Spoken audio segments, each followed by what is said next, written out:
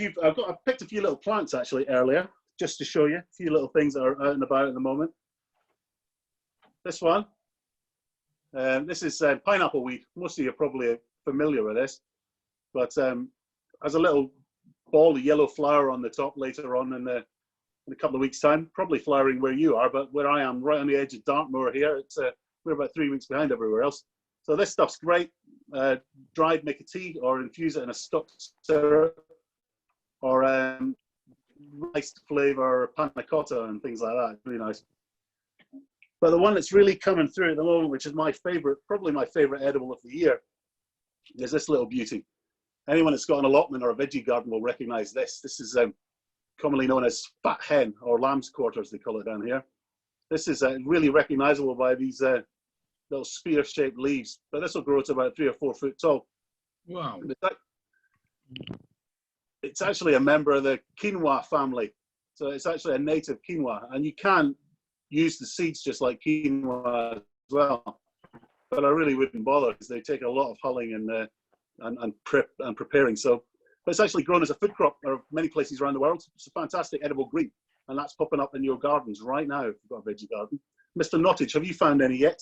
Loads, but nowhere near as big as that. It just grows everywhere. It's a real pain in the arse weed. I was pulling loads of it up the other day. Yeah. And I get confused with that and chickweed. So Okay. is that quite similar looking? Because this is the leaves are a lot smaller than that.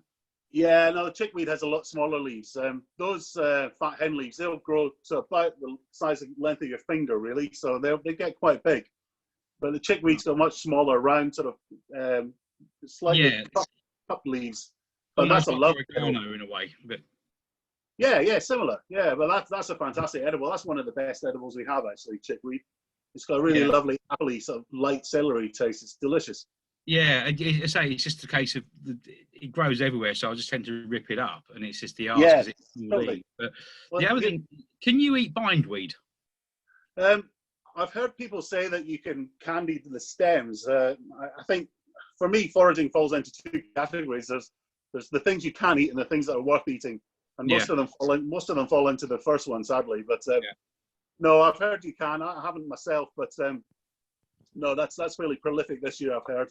I get a little bit of it in the corner of the garden, but absolutely everywhere. It's a pain in the arse. You'll recognise this one, do you? Pull it back a bit. Oh, Herb really? Herb Robert. It is Herb Robert. This is one of my favourites. It's got such a pretty leaf. It's really delicate. But these little seed heads, fantastic if you put them in a little quick pickle. But there's just such beautiful things to garnish a plate with.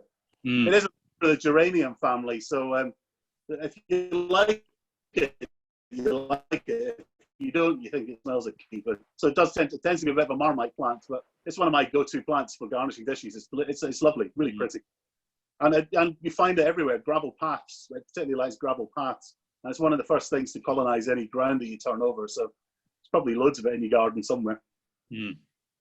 What, Colin, I think one thing I've just found, but because of the air quality has been so good without all the planes and what have you,